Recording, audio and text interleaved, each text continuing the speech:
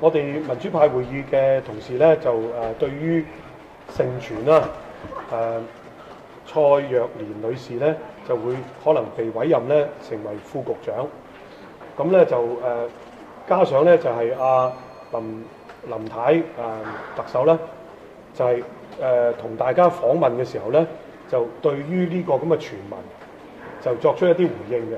咁我哋今日咧就係就呢個問題咧就係民主派會議嘅議員咧就會作出一啲回應。嗱，首先咧我簡短講一講咧就係阿林太咧就咁講，佢話咧你有幾多人聯署啫？1000個人啫嘛。咁其實當然啦，大家知道佢講嘅時候咧已經有5000人㗎啦。OK， 嗱，無論1000或者5000，即係林太佢希望睇嚟啦嚇，希望即係創造一個和諧嘅社會。咁佢係咪一定要揾一個咁有爭議性嘅人嚟到做副局長咧？嗱，佢又話唔係中聯辦塞俾佢嘅，咁即係換句話講，佢有自主啦，係嘛？局長都仲係中央委任啦，副局長完全係林太決定嘅。你點解一定要委任一個咁富爭議性嘅人咧？嗱，佢當有人問佢，喂，佢係教聯會，咁佢話，咁啊教協夠有政治立場啦，咁好啦。如果佢認為有政治立場邊個都有政治立場，咁但係個問題就係到最後啊，你可以委任一啲係比較政治立場係冇咁鮮明，同埋嗰個政治嘅色彩冇咁鮮明嘅人。點解咧？因為大家都明呢個教育局咧，尤其是最近成個社會最關心就係洗腦式嘅國民教育。國民教育係一個好爭議性嘅課題。如果你一定要委任一個係教聯會，咁即係你係挑起呢個矛盾，故意咧就係明明係會有分裂嘅、割裂嘅，咁你仍然咧都選擇，咁即係換句話講，你就選擇同梁振英嘅冇分別啦。咁所以如果你繼續一定要係委任蔡若蓮嘅教聯會市民擔心嘅國民教育洗腦國民教育都係嘅，咁即係你就係即係喺教育上面就係梁振英嘅2.0啦。咁點解要咁做咧？我哋希望咧，即係臨崖勒馬，就唔需要話，喂，你話幾多5000人啊？咁我呢邊又簽名喎，愛字頭係咩字頭？或者你係咪話要香港簽到100萬人啦，定係10萬人啦？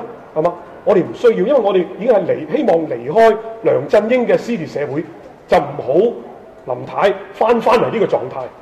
其實剛才咧，頭先李慧瓊嗰個咁樣處理嘅內會咧，已經係令到立法會好難再和諧。即係如果你咁樣連10幾分鐘都唔俾人講落去，係嘛？就為咗睇完遼寧號、遼寧艦，咁啊真係大鑊啦！真係，係嘛？點樣安寧咧？點樣可以和諧咧？我講得太多啦。唔好意思，我講完之後，翻問題，唔好意思。大家好，其實咧，琴日公民黨咧，我嘅辦事處咧都已經發出咗一個新聞稿㗎啦。我用咗4個字去形容尋日林鄭月娥嘅説法，就係大言不慚嚇。好明顯咧，就睇低呢一個蔡若蓮所能引致到嘅一個輿論。亦都咧好令到家長、學校、學生擔心咧，呢個洗腦式嘅國民教育會重推。最重要咧就係我唔知道林鄭咧一邊就懶係好客氣，但係原來其實咧就想繼續咧就搞鬥爭。我好希望咧多啲市民去充分發表意見，呢個係你唯一可以用民間一個渠道咧去發表自己嘅聲音。我亦都唔希望咧令到咧林鄭月娥或者佢而家新嘅局長咧變咗要集中處理一個野火副局嘅狀況。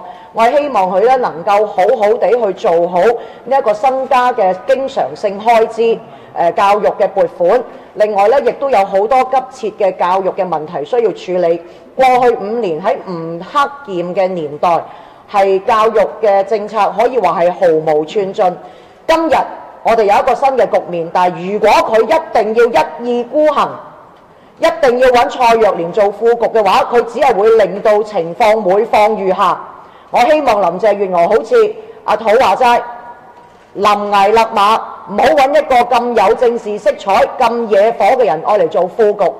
唔需要一個，我哋唔需要再有好似呢一個叫做劉江華係啦咁樣嘅局長喺邊度跌低，喺更高更遠嘅地方企翻起身。我哋唔需要再有一個咁差嘅局長或者係副局長。唔該。嗱，民主黨咧其實就已經係約見咗楊潤雄局長，就話俾佢聽咧，民主黨係非常之擔心教育赤化、教育政治化。咁我哋要求局長咧係委任一個副手咧，就係冇咁爭議性嘅政治立場嘅人去處理。如果唔係嘅話咧，其實所謂國民教育咧都係推唔到嘅，反而咧就會搞到教育局咧係冇辦法專注做好佢嘅事情。咁但係咧，我嘅感覺咧就係，究竟呢一個委任副局長嘅權力係咪真係喺教育局局長嘅手裏邊，抑或其實係喺林鄭月娥嘅手裏邊，抑或都唔喺佢哋兩個人手上邊，而係喺北京嘅手裏邊。咁所以呢件事咧就係非常之令人擔憂嘅。咁而到依家咧，林鄭月娥所講嘅就係話，你得千零人啫，點解你要針對蔡若蓮啊？佢都唔係咁可怕啫。咁真係大鑊啦！我哋聽完之後就發覺，原來林鄭月娥都不分好醜，唔明白香港人點解咁焦慮。由教聯會嘅副主席曾經一手搞出一啲洗腦國民教育教材套出嚟，搞到全城轟動，中學生要上街。如果林鄭月娥唔理解香港人嘅焦慮呢，我覺得佢都好難喺嚟緊5年呢，係令到特區政府可以改善香港社會嘅撕裂，同埋建立同立法會同埋咧係市民得返佢嘅一個嘅信任嘅。咁所以我哋民主黨咧係會全力反對係委任蔡若蓮做呢個教育局副局長。咁我哋希望全城咧參與我哋會推動嘅一個簽名運動，就係民主派同埋教協，我哋都會一齊聯手做嘅呢一個簽名運動。好遺憾咧，就有一個特首竟然間唔係去關注到咁多人聯署嘅一個嘅聯署內容，反而咧係擺咗個重點係人數多寡，呢個真係唔係一個恰不當嘅做法嚟嘅。事實上咧，大家知道阿林鄭無論佢係當任之前或者之後咧，佢不斷強調自己唔係 CY 2.0，佢係要打破一個形象，要係搞一個嘅社會嘅和諧，而唔再搞分裂同埋分化。但係調翻轉頭，當你今日同我哋計算人數多寡嘅時候嘅話咧，其實你就係分化緊社會。你要大家度咧鬥人多人少嘅話，咁呢個社會邊咧係必然會係產生個好嚴重嘅分化同埋分裂嘅現象落去嘅。我希望真係林鄭，你竟然間話咗頭炮打得好好啦，同立法會議員係有一個好好嘅關係啦，點解你唔繼續落去，反而仲喺呢啲問題上高去糾纏住呢啲問題落去，而係做呢個社會嘅分化同分裂咧？我希望真係好似大家所講，快啲懸崖勒馬，唔好再堅持落去咯。林鄭上任嘅時候咧，都係好強調要去修補社會撕裂嘅。咁但係咧，一路以嚟我哋見到嘅咧，佢一啲承諾，譬如要取消小三BCA 咁樣咧，似乎都係反口。而咧喺好多嘅事件上咧，都係只係選擇偏聽。喺呢啲嘅事件上面，我哋係真係好難感受到佢係有心去修補社會撕裂啦。譬如蔡若蓮女士嘅可能被委任呢，其實根本全城都係譁然轟動，因為大家都好驚洗腦嘅國民教育會係重新被推出嘅咁。但係即係林鄭月娥似乎係聽唔到呢啲聲音，仲係講咦簽名嘅人數好少啫咁。我哋喺呢度好擔心，其實佢真係一路都係打算選擇偏聽落去。咁所以我喺呢度呼籲呢，即係各位關心呢件事嘅市民呢，去參與呢一個簽名，去令到佢唔能夠咧去漠視民意。咁希望呢，我哋真係能夠解決到呢個危機，令到咧即係呢個洗腦嘅教育咧唔好再係出現喺香港嗰度，教育唔好再淪為政治工具。林鄭月娥咧一開始嘅時間講得好好聽嘅一句説話咧，就係香港人呢段時間最需要嘅就係希望同埋治癒。過往嗰5年咧，教育咧成為咗熱廚房裏邊最熱嘅一環，吳克儉係咪？跟住國民教育啊，跟住咧我哋有好多唔同嘅辯論，有唔同嘅爭拗。今次喺個新嘅政府開始嘅時間咧，我見到教育咧好似俾到一啲盼望，嗰50億啊，大家都係覺得係一件唔錯嘅開始。但係同時間，點解又要俾一個傷口我哋咧？點解又要將蔡若蓮擺喺一個副局長呢個傷口裏邊咧？我哋大家已經講咗好多唔同嘅意見。我知道咧，如果要打呢場仗唔難嘅，即係要你話1000唔夠，我哋搞1萬啦；你1萬唔夠，我哋搞2萬啦，係咪？係我哋知道咧，我哋可以一樣係可以用海量式嘅簽名運動咧，係可以去攞1-2萬嘅簽名。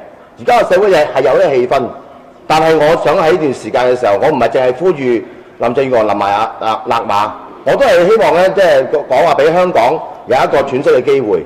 大家喺呢段時間咧，如果呢段時間大家希望林鄭能夠聽我哋嘅聲音，唔好明知而故犯，咁咧就會向香港真係能夠有盼望同埋有治癒。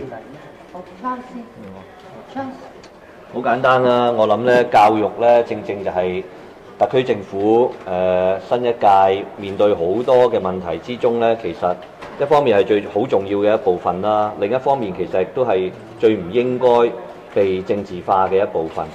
咁其實個開頭本來都幾好嘅，即係大家都係睇呢個作為一個好好嘅例子。即係如果林鄭月娥政府係可以做翻啲即係正正經經協助，提供更多資源也好，取消呢個 BCA， 希望佢快啲做決定啦嘅又好。咁呢啲都係好嘅一步。我一向都擔心咧，新一屆政府咧係會向前走2步，俾人拉翻後1步，或者差啲嘅就向前走1步，俾人拉後2步。咁所以咧，我好希望即係新一屆嘅政府嘅特別係林鄭月娥啦，諗清楚，其實咧有啲嘢唔應該被政治化嘅咧，真係唔好政治化佢。我知道有好多人係想拉佢去另外一個方向，佢作為特首，正正就係要防禦頂住呢啲咁嘅力量，拉佢後腿嘅力量。做翻啲市民係真係想見到嘅嘢。如果呢幾年大家都唔想再見到有啲咩嘅爭拗啊、一啲嘅虛耗啊等等嘅情況呢，其實好簡單，就係唔好做一啲好似委任蔡若蓮做副局長呢啲咁嘅做法咯。正正就係唔做呢啲嘢嘅，其實就已經係真係對香港已經係好大好大嘅幫助，好大好大嘅治癒啦。咁所以希望佢真係諗清楚。我想補充阿 Charles 一句呢，正正就係唔好政治化。我哋好多家長係想認認真真咧，將個教育議題咧回歸於政策，唔好再係流於政治嘅爭拗，或將個焦點擺翻喺學童身上。我哋學童自殺嘅問題，面對過度操練 BCA 嗰啲問題，全部都未解決。咁政府唔好用蔡若蓮係主動挑起呢啲政治嘅紛爭。如果換走咗吳克儉，你又擺個蔡若蓮落去，香港教育政策想點樣呢？我想林鄭月娥好好諗一諗呢一點。我係想講好簡單嘅一句嘅啫，就係林鄭月娥好不幸地咧，俾人感覺佢係試圖用嗰50億嘅教育嘅撥款啊、花費啊等等咧，就買同埋討好香港人嘅心，尤其是係教育界嗰度，哇！一上場就咩都唔講住，係教育嘅方面嘅使費係咁緊要，但係你俾人感覺呢一種懷柔政策，大陸叫毛毛雨嚇呢一啲，以為咁樣就會可以一帆風順嚇，香港人尤其是教育界咧就心存感激，就換回你揾一個人翻嚟咧，係可以喺楊潤雄之下咧係大力地搞嗰個洗腦教育咧，呢個係你不能得逞嘅咯，所以真係林鄭月娥，我就唔使話佢咩臨崖勒馬咁誇張啦。你三思，你都已經知道呢一個係不可行嘅人選嚟嘅。好，咁啊，我再講幾句。你講下個聯署，講下聯署。各位我剛才咧係已經咧係即係同各位咧係即係講咗我嘅立場。亦啱啱咧民主派嘅朋友咧，亦都講咗咧係我哋對於蔡若蓮嘅任命咧係有一個反對嘅意見。呢個係好清楚嘅，整個社會唔單止係教育界，都係非常關注呢一件事，而且咧感覺到呢一個問題係非常之嚴重嘅。教育界頭先毛孟靜議員講到，對於而家嘅50億，當然我哋係歡迎嘅，因為咧係呢個係對於教育界嚟講係好多措施上面咧都應該要做翻一啲嘢。過去5年咧，我哋實在失落咗太多，但係我哋唔會覺得呢個係可以咧補償到一個唔適合嘅，甚至係一個破壞我哋而家呢種嘅和諧關係嘅一個任命。我哋一定會是其是，非其非。啱嘅我哋會接受，但係唔啱嘅，我哋一定會反對到底。呢一點係非常之清晰嘅。我亦都希望咧係特區政府也好，中央政府也好，能夠明白到市民關心嘅問題，唔好再喺呢個問題上面咧，令到香港咧再喺不斷嘅折騰當中咧係冇辦法啦，係繼續去良好咁發展。咁我亦都想喺呢度咧提一提，就係個簽名運動其實已經開始咗。咁咧就係由教育大學嘅前教授咧，阿梁恩榮先生同埋一啲嘅前線嘅老師咧一齊發起嘅。呢個嘅簽名運動咧，我哋希望呼籲咧係所有嘅市民、所有嘅教育界朋友，大家咧一齊踴躍去簽，唔好俾人咧睇低。我哋實際上亦都唔係講緊只1000人，我哋而家嘅人數咧係已經超越咗5000。我相信呢一個將會咧係即係市民咧係可以咧係直接去表達嘅一個好重要嘅一個渠道，希望大家踴躍參與。但係想問下，如果特首唔當個聯署係一回事，你哋仲有冇啲咩行動可以再即係表達更加有力地表達你哋反對立場？嗱，我或者咁講啦，民主派嘅同事咧，同埋教育界咧，我相信咧係對呢個咁嘅可能嘅任命咧，嗰個反應係好大嘅，即係大家可以明白。頭先同事講啦，你換走咗個吳克儉，定係你揾多個黨委書記嚟睇住阿楊潤雄啊？定話睇住洗腦嘅國民教育咧？咁所以咧，我哋嗰個反對係好大嘅。好啦，你講個行動咧，我話俾你聽，如果你單單係委任一個蔡若蓮，其實可能咧，你所有同民主派嘅同事嘅關係係徹底破裂，可能根本未到呢個一地兩檢，我唔知佢咩方案啦嚇，引爆咗地，就已經爆咗。仲有你諗下，2012年嗰陣時第一件事，梁振英面對乜嘢啊？咪就係國民教育咯。記住喎，你而家話咁，我真係奉勸佢啦。你諗清楚好唔好？要重開咩公民廣場？即刻就已經佔領啦。點解啊？即係我估計啫嚇。點解？因為呢件事你係牽涉到所有嘅市民嘅下一代喎。你要揾個教聯會咁爭議性嘅人嚟到針對教育政策，仲有喎，你又記住喎，係上邊啲領導人落嚟香港講乜嘢啊？又要咩加強國民教育啊，咩交流嗰啲，我點知喺呢度滲啲，嗰度滲啲？你擠啲咩落去啊？係嘛？你即係等於同全香港嘅家長反對國民教育嘅家長，同啲中學生、小學生、大學生全面為敵喎。咁你仲話咩？要注意多啲同青年人溝通，玩完啦！一個任命已經全部玩完，同埋係延續5年喎。咁我覺得呢樣嘢唔係咁簡單，話一個任命咁簡單，即係你係香港人最怕嗰啲嘢、最擔心嘅嘢，你就邀落去。咁我諗咧，即係我唔敢話代表晒所有泛民嘅同事，至少我個人我會判斷係全面開戰。你冇任何關係可言啊，因為你係選擇係市民最擔心嗰啲嘢嚟到去整蠱佢下一代。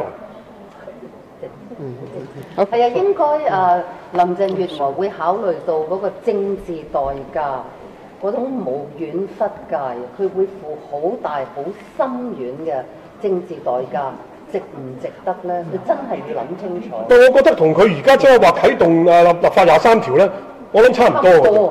即係老實實，你問我去諗一啲嘅咁大鑊嘅嘢咧，我諗唔到第二樣嘢咁多。OK。little bit more details about the petition that you mentioned earlier. 而家有5000人，我唔知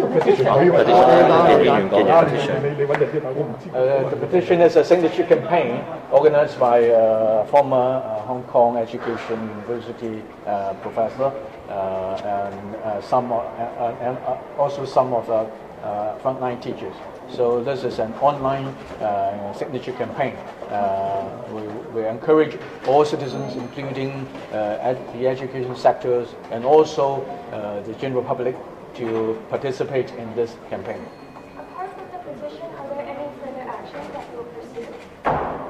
I think it will arouse, it will intensify the relationship between the new government and also the general public, including the Democrats. I think the situation will be, we will organize ourselves, and also I think the general public will also organize themselves to fight. So that is something the chief executive should think what price she is going to give. I think the further action should not be a question asked about what our further action will be, because with more than 5,000 signatures collected currently, it's a big number, and we're expecting a lot more. So the further action, the question about further action should be a question addressed to Carrie Lam. What would be her further action?